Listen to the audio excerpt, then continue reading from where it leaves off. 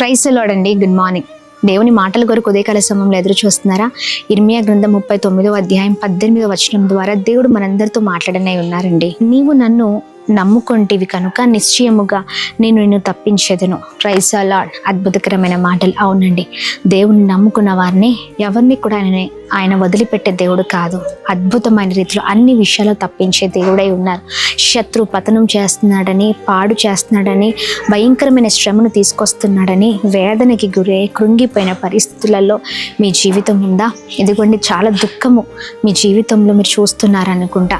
ఎలాంటి పరిస్థితులు మీ ముందరున్నా ప్రభు కృప చూపించబోతున్నారు. అన్నిట్లో తప్పించబోతున్నారు. అది ఏ శ్రమైనా, ఏ భయంకరమైన పోరాటమైనా గుర్తుపెట్టుకోండి. ఇదిగోండి, మనకున్న సమస్య పెద్దది కాదు.